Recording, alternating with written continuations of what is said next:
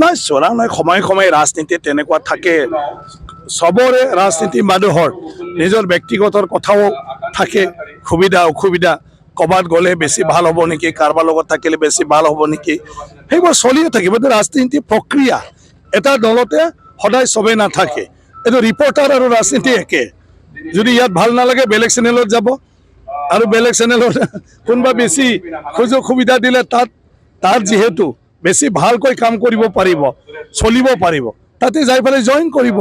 ৰাজনীতিও তেনেকুৱা, ৰাজনীতিক মানুহখিনিও তেনেকুৱা ধৰণৰ হৈ থাকে কিছুমান। গতিকে তেওঁৰ কাৰণে যদি সুৰক্ষিত নহয় ক'ৰবাত, তেওঁ সুৰক্ষা বিচাৰি যাব। গতিকে সেইটো কোনো নতুন কথা নহয়।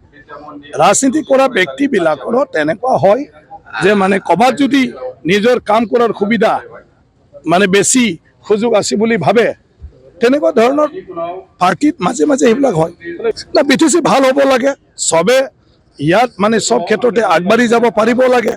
গতিকে BTCৰ মানুহটো BTCতে চব ভৱিষ্যত, আৰু ইয়াৰ পৰাতো বাহিৰত একো নহয়। আমাৰ সংবিধানৰে নিয়ম, প্ৰশাসনিক ব্যৱস্থা। তো প্ৰশাসনিক ব্যৱস্থাত আহি BTCৰ এতিয়া সুকীয়া প্ৰশাসনিক ব্যৱস্থা হৈ গ'ল। নহয় চোৱা, এই গৰুৰ দায়িত্বটো ল'ম বুলি লোৱা বস্তু নহয়। কোনো লিখা পঢ়া জানিলেও, ডিগ্ৰী থাকিলেও, কোনোবা চাৰ্টিফিকেট দিলেও কেতিয়াও আমাৰ দেশত দেশ পৰিচালনা কৰা, পঞ্চায়ত পৰিচালনা কৰাৰ তুমি মানে কি কয় কৰ্তৃত্ব তুমি পাব নোৱাৰে। গতিকে এইটোতো ৰাইজে ডিচাইড কৰিব। ইয়াত নিৰ্বাচন হ'ব, নিৰ্বাচনৰ দ্বাৰাহে চব হ'ব।